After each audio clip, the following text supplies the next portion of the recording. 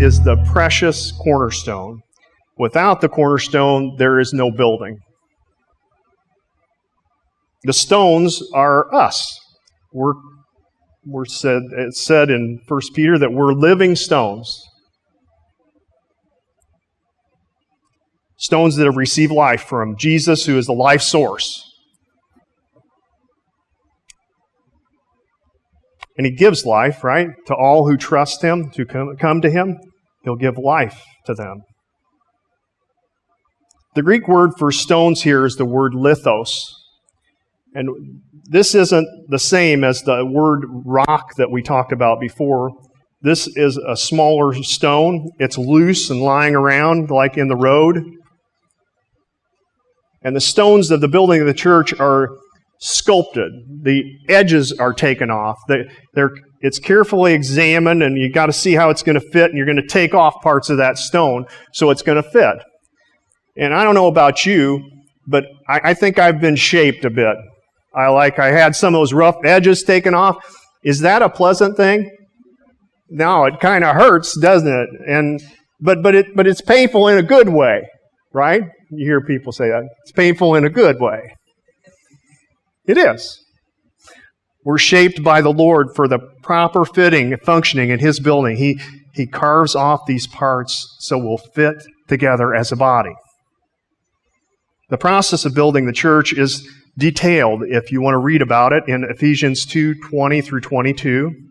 And there's 3 steps involved in the construction. One, you place the stones upon the foundation, and then they're being fit together, and then you add more stones to it. So there's the joining of the foundation. Each stone is placed, and they're placed on top or resting upon the other stones. So we got to be in close contact with the foundation. We've got to be solidly placed. And the fitting of the stones are brought into a relationship with Christ, the cornerstone. They've got to be founded on Him and fit together to Him. And it says in Ephesians 2:21, they're carefully joined together. This Greek word is the word harmos. It represents the elaborate process by which stones they go through that process of having the edges taken off and the examination of other stones so they can be fit together. The building stones are not piled loosely on top of one another. They're held together by some other device, but each stone is shaped, formed for a perfect fit in relation to the others, and then the mortar is applied. And in that, a spiritual building, a house is built. A spiritual house. The house is called the temple in 1 Peter 2. And what is the purpose of the temple? What was the purpose of the temple in the Old Testament? Okay, and what did they do there? They offered sacrifices. So we got a temple.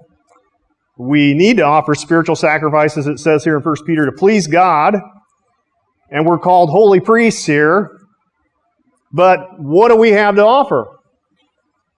We don't have any righteousness of our own, do we?